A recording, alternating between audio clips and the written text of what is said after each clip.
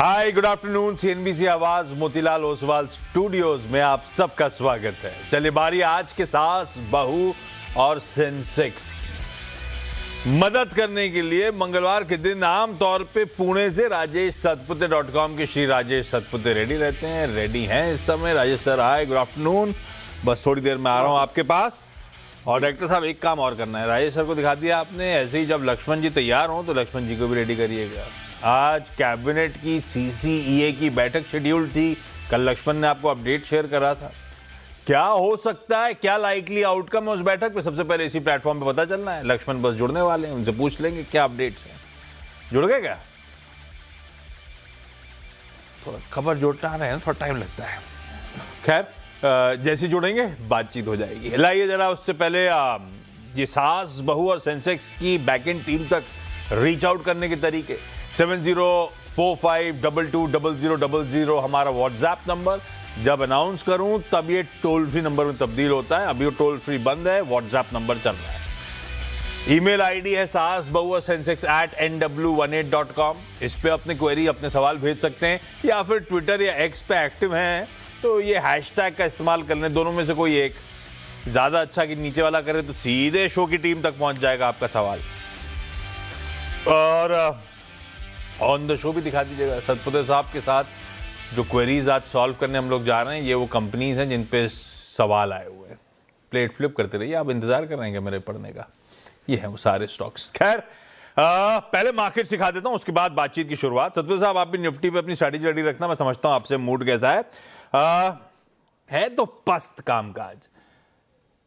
Cues भी वैसे ऐसे ही थे, 2 दिन से मैं आपको ग्लोब की तस्वीर वैसे ही बता रहा हूं रोज सुबह कि सरदर्द है, निगलिंग वरीज हैं, जस के तस प्रॉब्लम बनी हुई है।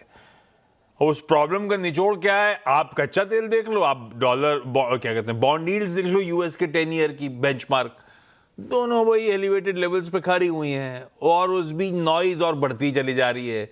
वो टैरिफ रिलेटेड इश्यूज हो किसी कनाडा के साथ, तो वेस्ट एशिया के क्राइसिस बढ़ने की बात हो, सब हो रहा है। तो मामला थोड़ा सा तो गड़बड़ है ही है। तो हमने दबाव के साथ उन क्यूज को देखते हुए शुरुआत करी थी। मैं ख्याल से 40 पॉइंट नीचे शुरुआत हुई थी भारतीय बाजारों की, 45 पॉइंट। उसके बाद हम गए 100 पॉइंट दबाव तक, तो और अब वो रिकवर कर रहे हैं। तो बेसिकली अब क्या हुआ, 60-70 पॉइंट की दिन की रेंज है खुलने के बाद से। ये तो आज दिन का दायरा है, उसी दायरे में पूरे टाइम वीकनेस के साथ ही ऐसा कहिए कामकाज करते हुए। और क्योंकि आज निफ्टी का एनएससी के मंथली कॉन्ट्रैक्ट्स की एक्सपायरी है, तो आज तो फिर राइटर्स के जोन्स पे नजर रखनी थी। कल तक जो 24,300 पे कॉल राइटर्स एक्टिव थे, वो शिफ्ट होके 24,200 के करीब आ गए। 24,200 24,300, तो 24,200 में सबसे मैक्सिमम ओआई खड़ा हुआ है, राइटर्स का जोन सबसे तगड़ा है। हम वहीं आते आते मामला सुबह ठंडा पड़ गया, 198 तक गए थे जब हम 40-45 पॉइंट इन ग्रीन थे। नीचे क्या था, 24,000 पे तो मैक्सिमम पुट राइटर्स थे। अब एक्सपायरी के पास वो 24,100 24,150 पे खड़े हुए, और उन्हीं जोन्स को नीचे की तरफ रिस्पेक्ट करने की कोशिश हो रही है। तो राइटर्स का जोन भी सिमटा हुआ, वैसे ही बाजार का बिहेवियर भी उस राइटर्स के जोन्स के इर्द गिर्द ही हम लोग वॉलेटाइल कामकाज कर रहे हैं। पेन में थोड़ा सा आईटी भाई, आज सुबह जब मैंने आपको एशियन क्यूज दिखाए थे तो वो ताइवान वाइवान कोरिया वोरिया सब लाल में थे, सब घूम गए, हरे निशान में कामकाज कर रहे हैं। आईटी दिन के लोस के करीब आके खड़ा हुआ है, जबकि टीसीएस जैसी कंपनीज के लिए बढ़िया खबरें भी थी, पर आईटी सस्टेन नहीं कर पाया। ये देखिए एशिया, हम कर रहे हैं अंडर परफॉर्म। और उसमें क्योंकि ये जो मार्केट्स हैं कॉस्पी, मतलब साउथ कोरिया का, ताइवान का, तो इनके चलते आईटी सल्क कर रहा है। ये कहानी है, थोड़ा सा अंडर परफॉर्मेंस एशिया में हमारे यहाँ ज्यादा है। बाकी डिफेंस है, मेटल्स है, ऑटो है, ये कमजोरी के साथ ट्रेड कर रहे हैं। एक पॉकेट थोड़ी बहुत ठीक कर रही है, वो है सरकारी बैंक्स, जो कि ऑफ लेट वीक थे, और इसीलिए निफ्टी बैंक फिर भी एक शेड बेहतर निफ्टी 50 के कंपैरिजन में कर रहा है कामकाज। पर ठीक है, वो अपने आप में लाल में ही है, लेकिन पस्त ट्रेड हो रहा है। खैर थोड़ा सा एक्सपायरी के दिन कंसोलिडेशन राइटर्स की गिरफ्त में, लेकिन लॉजिकली व्यू बनता क्या है निफ्टी पे? सतपुते साहब, क्या लेवल्स आप वॉच आउट कर रहे हो, क्या रणनीति रख रहे हो निफ्टी 50 में? Good afternoon Ashish ji, and good afternoon everyone. Ashish ji, मुझे लगता है कि वैसे कुछ खास नहीं है, ऑनेस्टली स्पीकिंग। बहुत ज्यादा आपको, जैसे आपने कहा बाजार पस्त है, तो मुझे लगता है हमारा व्यू भी थोड़ा सा पस्त ही है, क्योंकि बाजार ही वैसा है अगर आप निफ्टी इन पर्टिकुलरली बात करें तो 24,000 के आसपास, 24,020 टू बी वेरी प्रिसाइज, ये इसका ट्रेंड लाइन सपोर्ट है। तो हम पकड़ के चलेंगे राउंड फिगर 24,000। अगर 24,000 का लेवल आशीष जी टूटता है, तो ये जो ट्रेंड था, ये जो हमने रिलीफ रैली देखी थी, पुल बैक देखी थी, वो फिर निगेट हो जाएगा। इन दैट केस 24,000 के नीचे के टारगेट्स अनफोल्ड होने शुरू करेंगे, जो कि आज होना संभव नहीं है। तो आई थिंक उसके नीचे की बात अभी नहीं करेंगे। तो अभी क्या करेंगे, मुझे मुझे लगता है आज के लिए इंपॉर्टेंट होगा 24,100 का लो, जो मुझे लगता है एक सैक्रोसैंट होगा। 24,100 टूटेगा तो नई मंदी होगी इंट्राडे। चांसेस है कि आशीष जी यहाँ से बाजार फिर से रिकवर करे 24,250 से 24,280, मैं निफ्टी की बात कर रहा हूँ। तो आप कह सकते हैं कि अगर निफ्टी में काम करना है तो it's a buy on dip for me, stock specific ज्यादा कंफर्ट मिलता है। मैंने तुम्हें क्लाउड समझा था, क्लाउड ये है बढ़िया। तो मार्केट पस्त है, ऐसा नहीं है सत्य, मार्केट पस्त है, सत्य साहब का व्यू मस्त है। ये हैं वो लेवल्स जो आपको वॉच करने चाहिए। अच्छा, मैं सवाल जवाब इस हिस्से की शुरुआत करूँ, फिर रुकने में मजा नहीं आएगा। उससे पहले एक काम करते हैं, लक्ष्मण रेडी हो चुके हैं। डॉक्टर साहब रेडी हो गए क्या? दिखाओ यार, यहाँ दिखाओगे, पीछे दिखाओगे, कहाँ दिखाओगे आप? ये लीजिए। ओह, गार्डन में सैर कर रहे थे, इसीलिए थोड़ा देर हुआ। मैं सुबह से इंतजार कर रहा था। कल इन्होंने बताया था कि कैबिनेट और सीसीए की सुबह 11 बजे बैठक है। क्या होगा उसका सबको बेसब्री से इंतजार था, और सब जानते हैं ये खबर पता कहां से चलनी है। चलिए लिए चलें सीएनबीसी आवाज की एक्सक्लूसिव की तरफ। भाई साहब, गुड आफ्टरनून। ये कैबिनेट में क्या होने वाला है, क्या लाइकली आउटकम्स हो सकते हैं, क्या पिक कर रहे हो आप? जी गुड आफ्टरनून। दरअसल जो सूत्रों से मुझे जानकारी मिली है उसके मुताबिक कैबिनेट की बैठक में सबसे बड़ा प्रस्ताव, वैसे तो करीब 1 दर्जन से ज्यादा प्रस्ताव है, लेकिन सबसे बड़ा प्रस्ताव जिसका लेना देना हमारे और आपसे है वह है मुंबई अहमदाबाद बुलेट ट्रेन को लेकर के। दरअसल Mumbai Ahmedabad high speed rail corridor, जिसको हम लोग बोलचाल की भाषा में बुलेट ट्रेन कहते हैं, उसकी बढ़ी हुई लागत को आज cabinet committee on economic affairs की बैठक में मंजूरी मिल सकती है।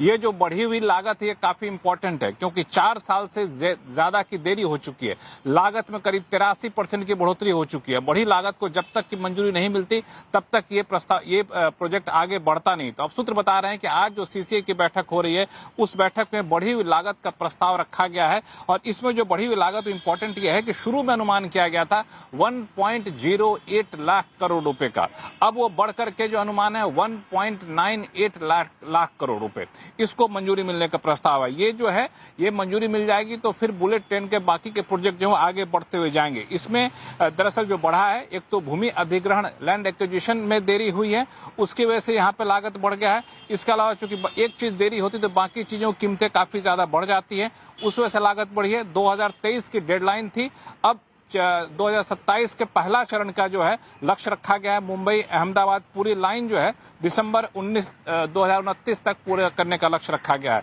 तो ये जो है आज अगर कैबिनेट की बैठक से मंजूरी मिल जाती है तो ये बड़ा डेवलपमेंट होगा मुंबई अहमदाबाद रेल कॉरिडोर के लिए। आप चाहें तो फटाफट बन जाएगा तो आप अहमदाबाद भी जा सकते हैं आशीष जी। अहमदाबाद भेज क्यों रहो भाई साहब?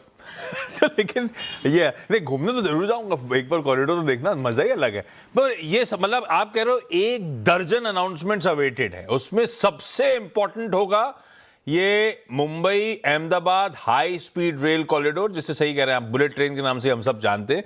क्या एस्केलेशन हो रहा है, मतलब 80,000 करोड़ रुपए का एडिशनल आवंटन करने की जरूरत पड़ेगी, क्योंकि लैंड एक्विजिशन के चलते डिले हुआ था। लक्ष्मण, सबसे इंपॉर्टेंट ये, अब इससे जुड़ी लिस्टेड कंपनीज पे नजर रखूं, है ना? इसके अलावा ऐसा कोई खास बाजार रिलेटेड अनाउंसमेंट एक्सपेक्ट ना करूं? नहीं, इसके अलावा जो प्रस्ताव हैं उसको हम लोग बोलचाल की भाषा में कहते हैं, अपनी भाषा में निर्गुण खबरें हैं। जो खबर तो वैसे तो बहुत इंपॉर्टेंट है, लेकिन आपके दर्शकों को अभी उसकी बहुत ज्यादा जरूरत होगी नहीं, तो जो सगुन खबरें हैं वो मैंने आपको बता दिया है। Perfect Lakshman, thank you so much जुड़ने के लिए। लीजिए भाई साहब, सबसे इंपॉर्टेंट सबके लिए और खासतौर पर हाँ बाजार के लिए भी ये इंपॉर्टेंट है कि एडिशनल मामला अटका पड़ा था क्योंकि आपके बजट स्क्वीज हो रहा था। 1,08,000 करोड़ रुपए का पहले लोकेशन मिला था, कॉस्ट बढ़ के आ गई, नया कैलकुलेशन कहता है 1.98 लाख करोड़। तो वो एडिशनल 83% जो अब स्पेंड करना पड़ेगा उसको कैबिनेट के नोट की जरूरत थी, आज शायद वो मिलती हुई आपको नजर आए। 2023 में जो चलने वाली बुलेट ट्रेन थी अब डिले के साथ है, 2027 में शायद पहला फेज, और पूरा मुंबई अहमदाबाद कॉरिडोर शायद 2029 तक बनकर रेडी हो, जब ये एडिशनल लोकेशन की मंजूरी मिल जाएगी। खैर बढ़िया, ये सबसे बड़ा डेवलपमेंट हो सकता है इस बार की कैबिनेट में जिस पे मंजूरी मिल रही हो। खैर सवाल जवाब के सिलसिले की शुरुआत करें तो लेट हो जाएंगे हम लोग। आगरा, बेंगलुरु और हैदराबाद जाना है। सबसे पहले आगरा से श्वेता द्विवेदी जी जुड़ती हुई स्क्रीन पे। Shweta ma'am hi, good afternoon. Shweta ma'am, पहला सवाल कौन सा? Good afternoon sir. मेरा फर्स्ट क्वेश्चन है, मेरे पास SML महिंद्रा के 100 शेयर्स हैं, 4083 के लिए लिए थे मैंने, और GV एंड TD के भी 100 शेयर्स हैं, 4487 के लिए थे। तो अब मैं ये पहले SML महिंद्रा में पहले SML महिंद्रा पूछता हूँ। इसको सवाल क्या रखूं, मुनाफा बांध लेना है कि बने रहना, ऐसा पूछूं? हाँ, लॉन्ग टर्म इन्वेस्टमेंट के लिए मैंने लिए थे, अभी लॉन्ग टर्म के लिए मैं रखूं या ना रखूं? सतपाल साहब, अब पता नहीं चार्ट्स में किस तरह की तस्वीर बयां हो रही होगी, लेकिन SML महिंद्रा में अब हो बढ़िया रहा है कि महिंद्रा अपना सारा कमर्शियल व्हीकल का धंधा कार्व आउट करके यहां पे लेकर आ रहा है, तो बिजनेस तो इंटरेस्टिंग हो गया है। पर SML महिंद्रा अगर किसी को मेरे पास 1000 रुपए के गेन्स हो रहे हैं और गेन्स के लिए लंबी अवधि के लिए बैठूं, स्टॉक पे नहीं बैठूं, कोई पूछे आपसे तो क्या जवाब दोगे आप? आशीष जी देखिए, मैं तो होल्ड कहूंगा यहाँ पे। द रीजन मैं यहाँ पे, इसमें जो रैली थी वो थी करीबन 3700 से लेके करीबन 5800 5900 तक, और उसके बाद ये कूल ऑफ हो रहा है। तो ये कूल ऑफ जो हो रहा है आशीष जी, वहां पे वॉल्यूम जो बहुत ड्राई है, दैट सिंपली मीन्स कि यहाँ पे फोर्सफुल लिक्विडेशन है। तो यहाँ पे जब तक ये 5000 का लेवल, 5100 का लेवल इंटैक्ट है, तब तक मुझे नहीं लगता कोई दिक्कत होगी। रादर मैं कहूंगा कि ये कंसोलिडेशन के बाद ये फिर से स्ट्रेंथ दिखाएगा, जिसका टारगेट फिर से 6000 प्लस का होगा, जहां पे आप प्रॉफिट टेकिंग कर सकते हो। So at a level of 5171 it's a hold for me. Your stop loss will be at 5000। 5000 के स्टॉप के साथ 6000 की तैयारी कर लीजिए, वहां पे मुनाफा बांधिए, या फिर एक काम करिए वहां पे रिविजिट कर लीजिएगा टेक्निकल फंडामेंटल्स बैठ कैसे रहे इस स्टॉक के उन लेवल्स के आसपास। अभी होल्ड है श्वेता मैम। बेंगलुरु से लक्ष्मी अग्रवाल जी जुड़ती हुई। Lakshmi ma'am good afternoon. Ma'am आपका पहला सवाल। Good afternoon. मेरे पास GMR इंफ्रा है at the rate of 2 shares, whether I buy, hold or sell? GMR airports हो गया है लक्ष्मी मैम, है ना? मुनाफा बांध लूं या बने रहूं, ऐसा पूछूं? हाँ। सतपुत्र साहब कैसा लग रहा है भाई? GMR एयरपोर्ट्स डबल कर लिया है मैम ने, निकल जाए या बने रहें? अक्षय जी, मुझे लगता है at this level, lowest level पे मुझे लगता है नहीं निकलना चाहिए, क्योंकि 95 के आसपास का इसका सपोर्ट बनता है। Currently it is at 98.46। तो सपोर्ट के आसपास कहाँ यहाँ पे बीच है? रादर मैं कहूंगा कि यहाँ पे जो फ्रेश एंट्रेंट है उनके लिए ये जगह बनती है। यहाँ से फिर से अगर पुल बैक मिलता है तो कहाँ तक? तो मुझे लगता है 108 से 110, अगर वो सरपास होता है तो 110 से लेके 115। तो ओवरऑल स्ट्रक्चर देख के लगता है कि ये जो करेक्शन है, ये this is a running correction. So आपका स्टॉप लॉस होगा 90 का, और क्योंकि आपने एक अच्छी एंट्री पे लिया था, तो I think you can hold with stop loss. अगर यहाँ से रैली फिर से रिज्यूम होती है तो 106, 110 ये एक टारगेट का रेंज पकड़े, जहां पे आप एटलीस्ट पार्शियल प्रॉफिट टेकिंग कर सकते हैं। परफेक्ट है। रेंज के लोअर थ्रेशोल्ड पे, बल्कि ये तो एंट्री के पॉइंट से अपन निकलने के नहीं सोचेंगे मैम। बने रहिए 90 के स्टॉप के साथ। 110 के आसपास पहुंचता है तो शायद चाहें तो पार्शियल प्रॉफिट बुकिंग करें, वो आपका कॉल, लेकिन अभी निकालना नहीं है स्टॉक को। हैदराबाद से स्वाति राठी जी भी जुड़ती हुई। स्वाति मैम गुड आफ्टरनून, कैसे हो आप? और आज का पहला सवाल कौन सा मैम? गुड आफ्टरनून आशीष सर, मैं ठीक हूँ, आप कैसे हैं? बिल्कुल ठीक मैम। सर आज का हीरो आइडिया कितने पे लिया हुआ है? क्या है सर मेरे पास 1000 शेयर से एट द रेट ऑफ 15, जिसको मैंने 6 रुपए तक भी जाते हुए देखा है। अब मेरे वेट टू रेट आ गया है, अब मैं कैपिटल निकाल लूं या फिर प्रॉफिट का वेट करूं? सतपुत्र साहब, आइडिया ने एक चैनल से दूसरे थ्रेशोल्ड पे गया, उस पर अब कंसोलिडेट कर रहा है, हायर थ्रेशोल्ड को चैलेंज कर रहा है, उस जोन के बने रहना है या इतने दिनों बाद मुझे मेरा भाव दिखा है लेके निकल लूं? आशीष जी देखिए, आइडिया में जो कंसोलिडेशन था वो 14 के आसपास था, और उसके बाद ये न्यूज के बाद इसमें एक ब्रेकआउट आया है, तो यहाँ पे एक बड़ी शॉर्ट कवरिंग देख रहे हैं। अनफॉर्चुनेटली ये जो शॉर्ट कवरिंग है एक्सपायरी के दिन आ रही है, तो उसको हम कल के हिसाब से देखना थोड़ा एट दिस मोमेंट डिफिकल्ट हो रहा है। प्रोबेबली क्लोजिंग के बाद हमें वहां पर दिखेगा कि रोल ओवर कैसा हुआ है, लेकिन चार्टिकली लगता है कि ये जो मोमेंटम है वो 17 रुपए 90 पैसे, 18 रुपए पकड़ के चले, 17.5 18 का रेंज पकड़ के चले, वो थोड़ा और सेफ्टी देगा। तो 17.5 18 का एक रेंज है जहां तक ये मोमेंटम चलना चाहिए। But at the same time और एक चीज मैं मेंशन करना चाहूंगा, आइडिया में जो इम्पोर्टेंट सप्लाई पॉइंट है, वो सप्लाई पॉइंट है करीबन 15.5 का, 15 रुपए 35 पैसे से लेके 15 रुपए 50 पैसे। तो अगर इस लेवल के आसपास अटकता है, तो मेरी ये सलाह होगी कि एटलीस्ट आप चाहे तो पार्शियल एक थोड़ा-सा पोजिशनिंग, साइजिंग करें। जो 1000 है उसको 500 पे लेके आइए और बाकी जो है उसे रखें। क्योंकि आपकी जो एंट्री है, वो पुरानी है। तो अगर फिर से कहीं करेक्शन मिले, फिर से डिप मिले 14 के आसपास, 13.5 के आसपास, तो वो जो 500 आपने बेचे उसे कवर करके आप फिर से पोजीशन में इंटैक्ट रख सकते हैं। तो यहाँ पे ये रेजिस्टेंस के आसपास है, थोड़ा-सा वॉच करें। थोड़ा सा निम्बल फुटेड होना होगा, स्मार्टली ट्रेड करना होगा। वोडाफोन आइडिया को फिलहाल के लिए होल्ड है। इन केस 15.5 पे अटक रहा हो, ठंडा पड़ना शुरू हो, तो आधा निकाल लीजिएगा और लोअर लेवल पे फिर उस पैसे को डिप्लॉय कर लीजिएगा जहां 18 को रहा है, लेकिन शायद मामला 15.5 के आसपास उस सप्लाई जोन पे अटके। एक सवाल और क्विकली कर लेता हूं। श्वेता मैम, अगला सवाल कौन सा था? सर मेरा नेक्स्ट क्वेश्चन है, जीवी एंड टीडी के शेयर्स हैं मेरे पे 4487 के लिए थे, उसको भी मैं होल्ड करूं या फिर लॉन्ग टर्म इन्वेस्टमेंट के लिए सही है कि नहीं है ये? जीई वर्नोवा टीएनडी कितने पे लिया हुआ है हमने? मैंने लिया था सर 4487। 4487, 4500 पकड़ लेता हूं। सत्तर साहब 4500 की खरीद है, क्या करूं? आशीष जी देखिए, मुझे लगता है कि फॉर द टाइमिंग आप थोड़ा रहे इसमें, लॉन्ग पोजीशन बने रहे। रीजन यहाँ पे मैं कहूँ, अगर आप इसका डेली चार्ट देखें तो इसका जो क्रूशियल सपोर्ट होता है, हम इसको जो 200 डीएमए की बात करते हैं, वो है करीबन 3950। अच्छा, काउंटर बड़ा काउंटर है, इस वो वोलेटिलिटी भी बहुत ज्यादा होती है, इम्पैक्ट हम इसमें ज्यादा देखते हैं। तो जब भी इसमें इम्पैक्ट जो है, वोलेटिलिटी कोलैप्स होती है, तो हम इसमें रैली देखते हैं। और जो हम चार्ट देख रहे हैं वो हिसाब से मुझे लगता है ये 200 डीएमए के आसपास वोलेटिलिटी कोलैप्स है। तो फिलहाल तो मैं कहूंगा आप होल्ड रखें। पहला रेजिस्टेंस आता है 4500 का, वो सरपास होता है तो फिर मुझे लगता है 5000 का टारगेट अनफोल्ड होगा। अच्छा, लक्ष्मी मैम अगला सवाल। हाँ जी, मेरे पास हिंडाल्को है at the rate of 190. So whether I hold or sell long term. GMR airports 45 पे, हिंडाल्को 200 पे। चेहरे की मुस्कुराहट बता रही मजा आ रहा है शेयर बाजार में बहुत। क्या है? तो मैं पूछूं क्या, हिंडाल्को बना रहना है, मुनाफा मानना है, करना क्या चाहिए, पूछूं क्या?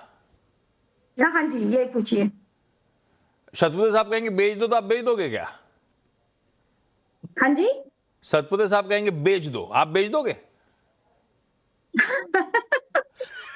सोचना पड़ेगा।